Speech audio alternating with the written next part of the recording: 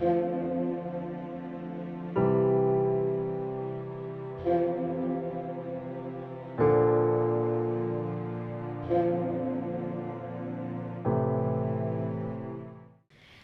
لیے آج کی تلاوت حزقیال نبی کی کتاب اس کا 18واں باب 21ویں سے 28ویں آیت تک۔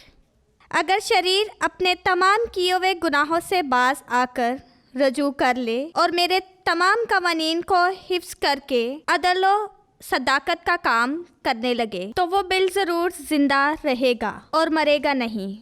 اس کی تمام کی ہوئی خطائیں اس کے خلاف محسوب نہ ہوں گی، بلکہ جو راستی وہ کرے اسی کے سبب سے وہ زندہ رہے گا۔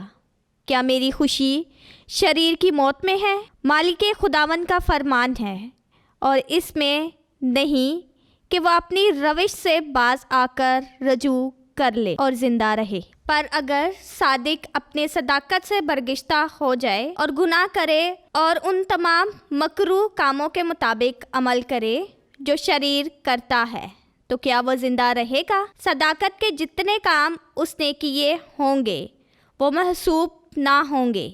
وہ اپنی بے وفائی اور کیے ہوئے گناہوں کے سبب سے مرے گا۔ پھر بھی تم کہتے ہو کہ خداوند کی راہ راست نہیں۔ اے اسرائیل کے گھرانے، سنو تو، کیا میری راہ راست نہیں؟ کیا تمہاری ہی راہیں ناراست نہیں ہیں؟ جو صادق اپنے صداقت سے برگشتہ ہو کر گناہ کرتا اور مرتا ہے، وہ اپنے کیے ہوئے گناہ کے سبب سے مرتا ہے۔ جو شریر اپنی گزشتہ شرارت سے توبہ کرتا اور عدل و صداقت کا کام کرنے لگتا ہے، وہ اپنی جان کو بچا لیتا ہے، چونکہ اس نے سوچا اور اپنے تمام کیے ہوئے گناہوں سے باز آ کر رجوع کر لیا، اس لیے وہ ضرور زندہ رہے گا اور مرے گا نہیں۔ پاک کلام کے پڑھے اور سنے جانے پر خداوند کی خاص برکت ہو، خداوند کا شکر ہو، آمین۔